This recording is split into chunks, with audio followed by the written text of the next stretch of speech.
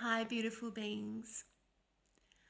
So, something I wanted to share today is around when you're deeply triggered and you have that unconscious response.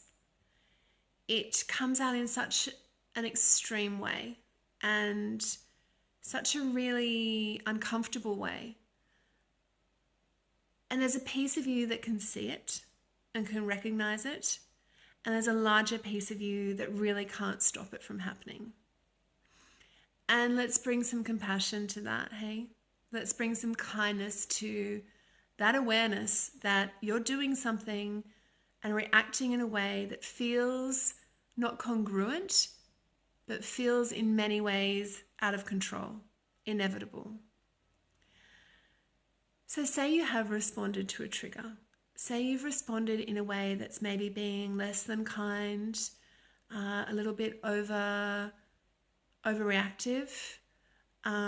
It's being out of character for your values, but it's really come from a space of deep wounding, a deep core wound. And what happens then is from the now moment of when that occurs, that trigger happens. Say, for example, you receive a message from a friend and you read it in a way where you feel this great sense of being betrayed, or that you no longer trust that person. And out of you, from your unworthiness, your core wound, comes this huge response back that really is more attacking than connecting to explore the issue. What happens out of that moment is more interesting, because after the trigger is in motion, it's like it takes on a life of its own. So you'll see it then, it will become more vibrant in your reality. So you'll begin to replay the scenario. You'll begin to imagine different responses you could have had, or try to get in the mind of the person that sent it to you and imagine their response. And you try to create workarounds in your mind to justify what you did, or you repeat what they said and feel the pain of it. All these things are continuing the vibrational experience of that trigger from the moment it happened into your reality. And all of those things that you think in your mind that are creating those emotional responses after the fact are actually reinforcing the trigger. And they're reinforcing the wound that you're holding.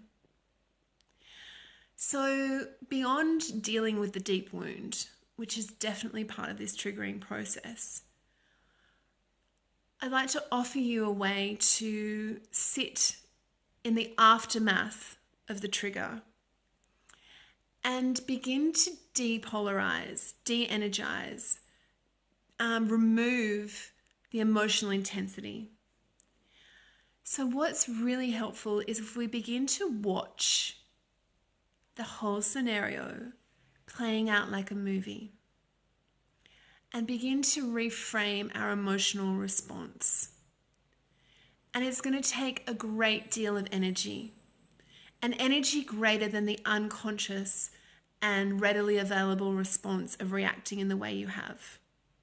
It's going to take a presence of mind and a presence of being to choose a new vibrational experience. So watching that play out, we then take a step back, like we're watching the reality of that playing on a projector screen. And then we're choosing a sense of neutrality.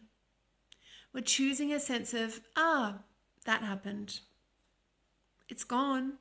It's in the past, but that happened. I responded like that. Yeah. I see that. Wow, they responded like that too. That's how it is. And when you create a sense of a neutral feeling around it, and you rehearse bringing neutrality to that space, it depolarizes it. It takes out the power of it, and you will feel it's like the life drain out of that trigger. It will become way less potent for you.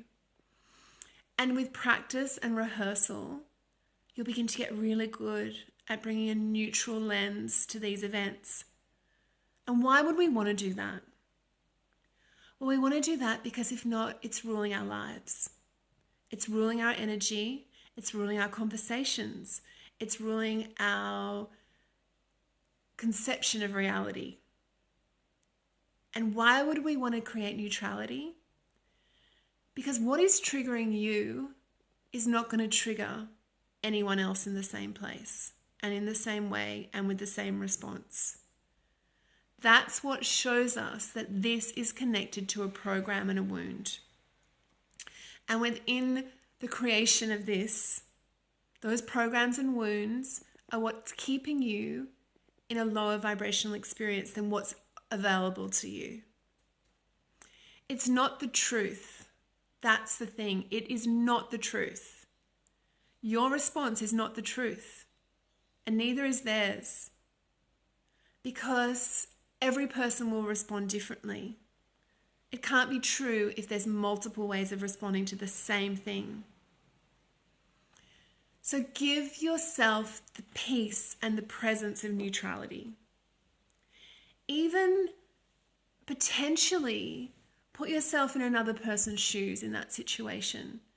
So consider how, for example, someone you admire or someone you look up to or someone that you feel is emotionally centered could respond to that event. And just see it unfold. The egoic and the programmed part of your being wants to go into this, wants to have the battle, wants to have the fight, wants to have the big emotion, wants to have it continue in the drama. The essence of the truth of you, of who you truly are, doesn't need it, doesn't want it, wants to remain centered in neutrality and open to a sense of aliveness, but in some ways isn't contaminated by the past. So experiment with it. When you get triggered, create compassion. You got triggered. When it replays in your mind and emotions, begin to see it from a different lens, from the lens of the person that doesn't have that trigger deeply embedded in their body. And begin to see it as a gift to practice neutrality, to practice a space of awareness. And then from that space, it's very curious, but you may not feel compelled to react or act in the same ways. You may see that not reacting is potentially more powerful for you because you're protecting your essence, your energy, and you are creating new pathways beyond the wound, beyond the program. So I invite you to experiment with that and go gently. Be love, be light, and remember you're not alone.